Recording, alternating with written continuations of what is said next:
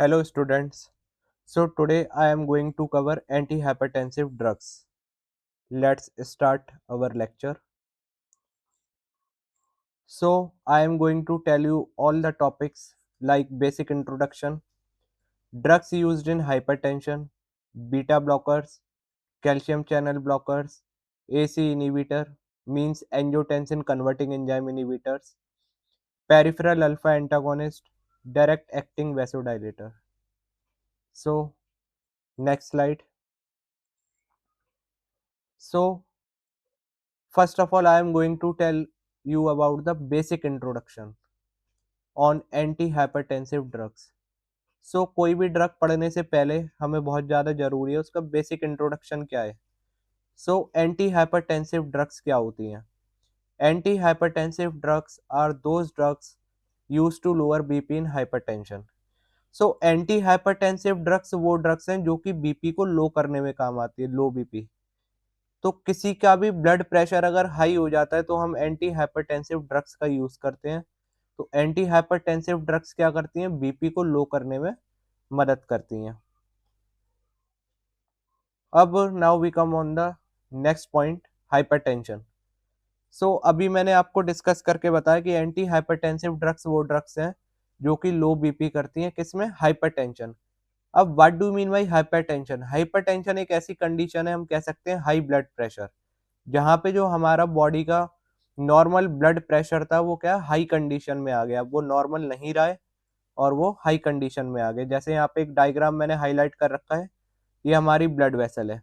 तो blood pressure होता क्या है, जैसे ब्लड वेसल है, ब्लड वेसल के जो अंदर से प्रेशर प्रोवाइड हो रहा है उसकी वॉल्स पे, उसे हम कहते हैं ब्लड प्रेशर. जैसे यहाँ पे मैंने डायग्राम प्रॉपर हाईलाइट कर रखा है, आप देख सकते हैं ये जो प्रेशर इनसाइड से पड़ रहा है, किस पे, इनसाइड वॉल पे, मतलब ये ब्लड वेसल के अंदर जो ब्लड से प्रेशर पूरी की पूरी वॉल पे पड़ रहा है उसे हम कहते हैं ब्लड प्रेशर.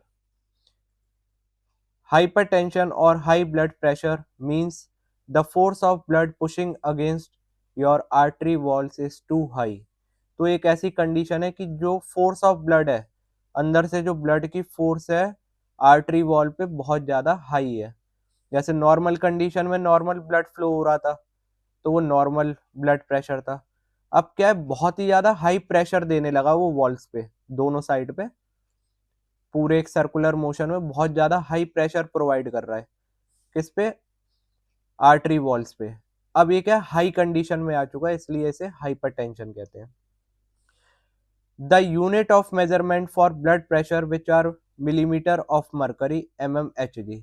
अब क्या है, कोई भी यूनिट जो ब्लड प्रेशर की होती है उसके पीछे mmHg जरूर यहाँ पे लगता है, mmHg. mmHg का मतलब क्या है, millimetres of mercury.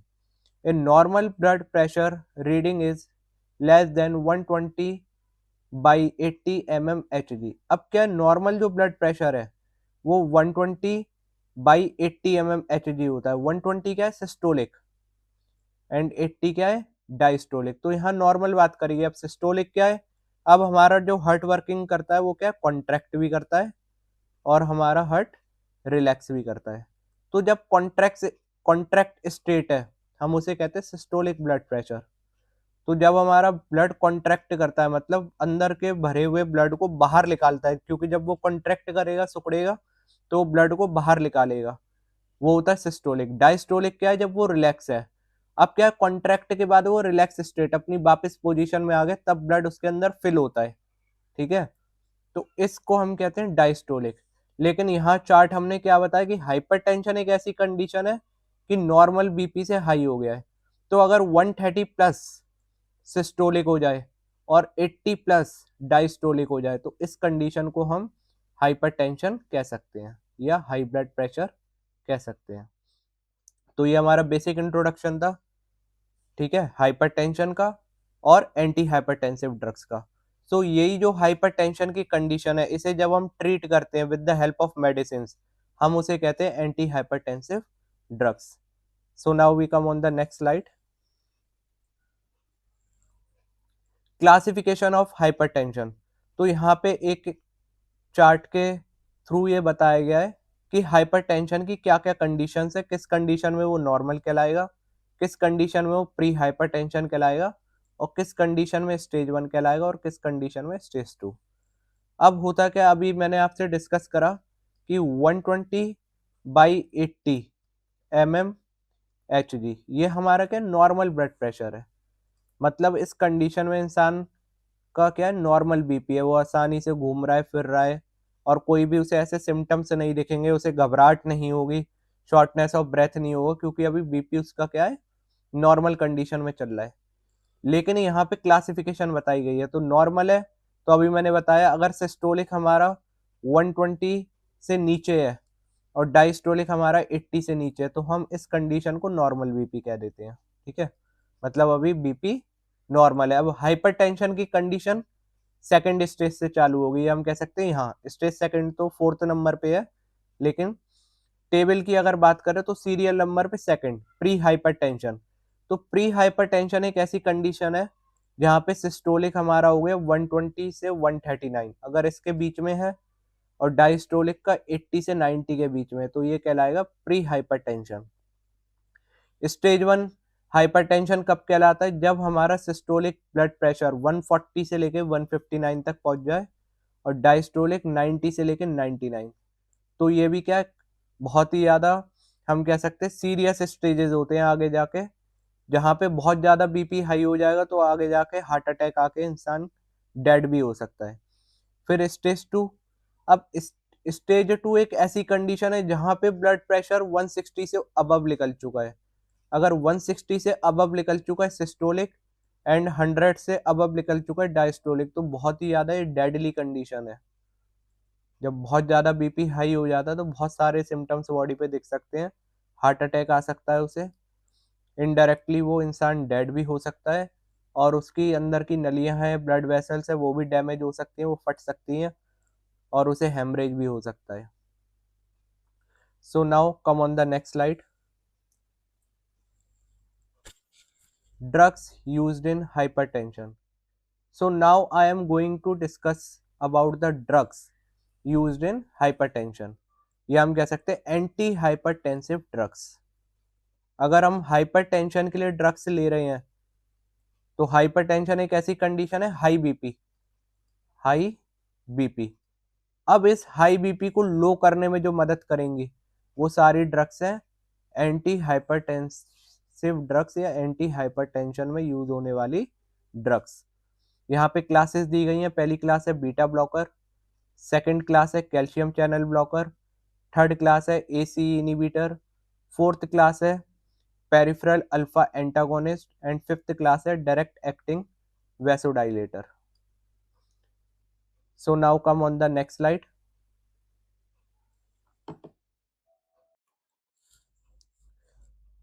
Beta blockers. So अब हम स्टार्ट करते हैं। जो हमारी फर्स्ट क्लास ऑफ ड्रग है जो कि एंटी हाइपरटेंसिव ड्रग्स के अंदर यूज होती हैं वो है beta blockers. Beta blockers work by blocking the effect of adrenaline and noradrenaline, preventing the heart from beating as fast or as hard, which lowers blood pressure and reduce the heart workload। अब क्या है, जैसे कि हमें पहले ही पता है कि अब ब्लड प्रेशर हमारी बॉडी के अंदर हाई है, ऑटोमेटिकली पहले से ही बॉडी के अंदर ब्लड प्रेशर क्या है हाई है। अब क्या है, जब ब्लड प्रेशर हाई है तो हमें कहीं ना कहीं कुछ ऐसा करना पड़ेगा कि हमारे हार्ट के ऊपर जो लोड है वो कम हो या हार्ट की जो पंपिंग है वो थोड़ी सी स्लो हो। क्योंकि अगर हार्ट भी प्रॉपर तरीके से पंपिंग बीट्स हाई करता रहेगा, मतलब हाई बीट पे ये चलता रहेगा, तो कहीं ना कहीं ये ब्लड प्रेशर को और ज्यादा खराब करेगा। ठीक है, तो बीटा ब्लॉकर्स कैसे काम करते हैं, ये डायरेक्ट ब्लॉक करते हैं the affect of adrenaline and nor adrenaline. तो पहले ही बताया था ब्लॉक का मतलब है काम रोकते हैं, किसका काम रोकते हैं एड्रेलिन एंड नॉर एड्रेलिन का।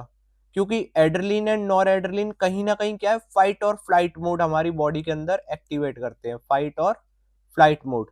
जैसे कि आपको पता है कि जब भी नर्वसनेस होती है तो कई बार हम महसूस करते हैं नर्वसनेस के चक्कर में पसीना आना चालू हो जाता है और हार्ट बीट क्या हो जाती है तेज हो जाती है।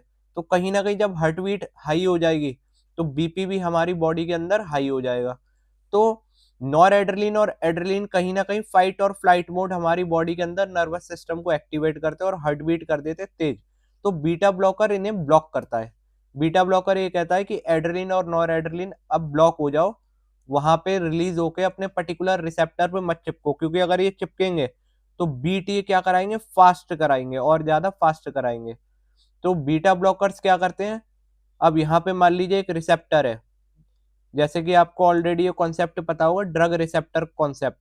तो जब भी कोई ड्रग अपना काम शो करता है तो वो पहले अपने पर्टिकुलरली रिसेप्टर पे जाके बाइंड होता है, तो तब जाके ड्रग रिसेप्टर कॉम्प्लेक्स बनता है, तब जाके ड्रग अपना एक्शन शो कर पाती है। तो बीटा ब्लॉकर ने क्या करा, मतलब हमने ड्रग्स ली और यहाँ पे आप देख सकते हो इस डायग्राम में है, तो ये क्या था, ये बीटा रिसेप्टर है, तो बीटा रिसेप्टर। अब यहाँ पे जो ड्रग आई, पहले हम बात करते बिना ड्रग के, तो बिना ड्रग के क्या हो रहा था, एड्रेलिन और नॉर एड्रेलिन आ रहा था और रिलीज हो रहा था बीटा रिसेप्टर पे और अपना एक्शन शो कर रहा था, अपना एक्शन वो शो कर रहा था। अब एक्शन शो क्या कर रहा था कि हार्ट बीट को फास्ट कर देता था, हार्ट बीट को क्या कर देता है, फास्ट। लेकिन हमारा कॉन्सेप्ट क्या है, बीटा ब्लॉकर्स। तो बीटा ब्लॉकर्स क्या है, जो भी ड्रग आई वो बीटा रिसेप्टर पे चिपक गई, ये रहा बीटा रिसेप्टर और ये मान लीजिए ड्रग है, तो ड्रग आई पहले ही वो बीटा रिसेप्टर पे चिपक गई।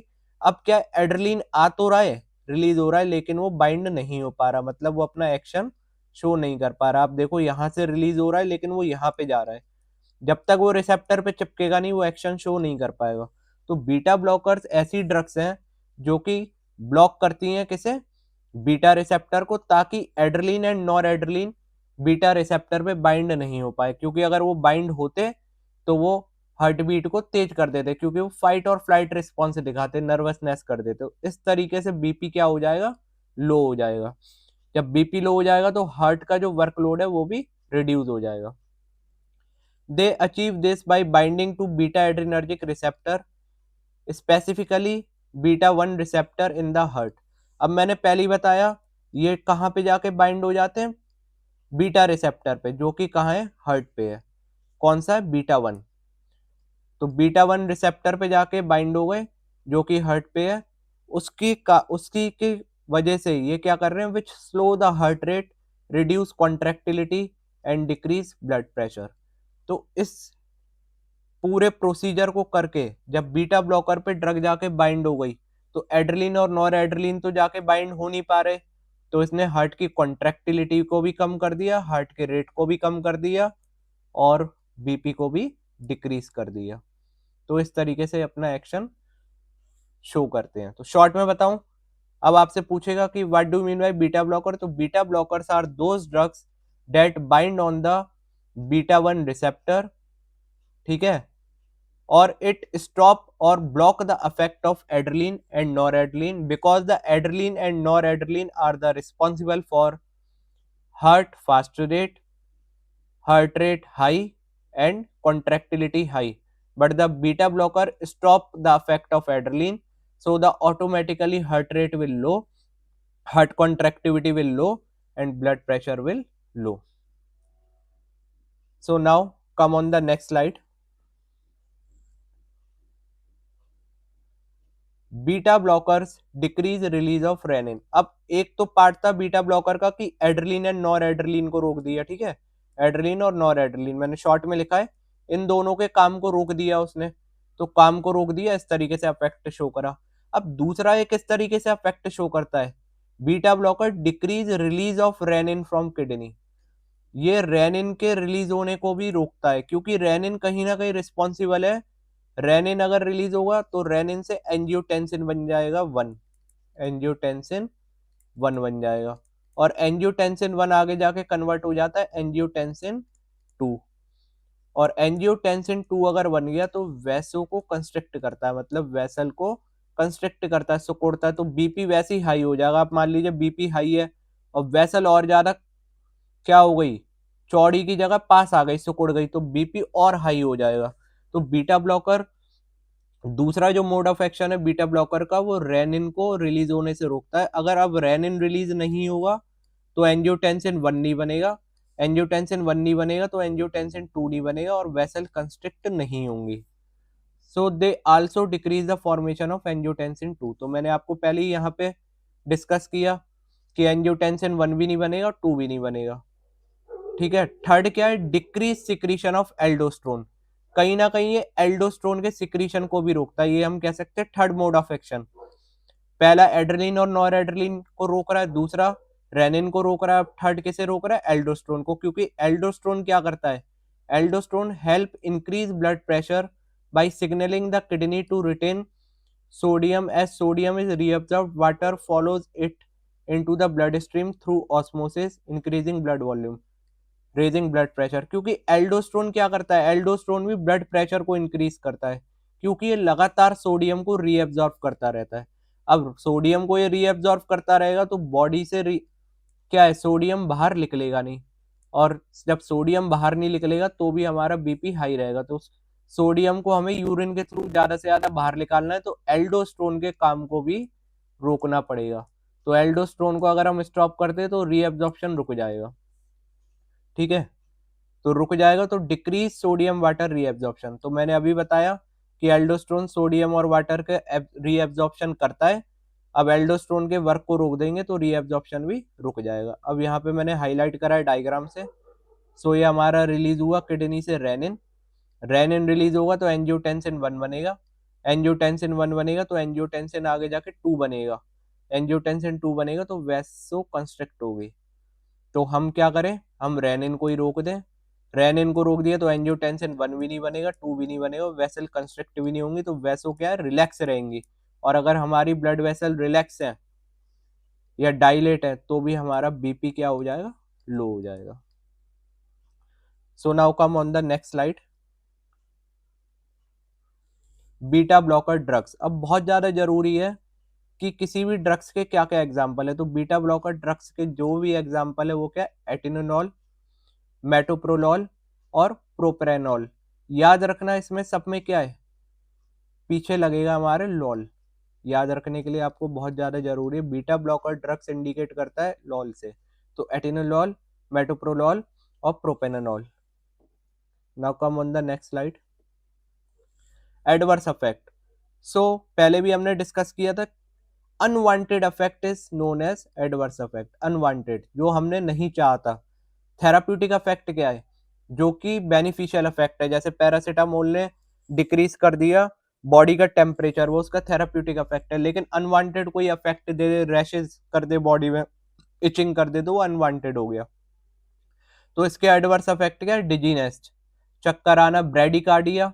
ब्रेडिकार्डिया एक ऐसी कंडीशन है जहाँ हार्ट बीट 60 से लो हो जाए। अब क्या था, जब हमने एंटी हाइपरटेंसिव ड्रग्स में कौन सी ली, बीटा ब्लॉकर ली, तो कई बार ये बहुत ज्यादा हार्ट बीट को लो कर देता है, उस कंडीशन को कहते हैं bradycardia. Nausea, diarrhoea, blood vision, cold hand and feet, उल्टी आना, दस्त लग जाना, विजन ब्लर हो जाना, कोल्ड हैंड एंड फीट, ठंडा ठंडे हाथ पैर हो जाना, ये सारी कंडीशन है एडवर्स इफेक्ट की जो बीटा ब्लॉकर से आ सकती है। Now come on the next slide,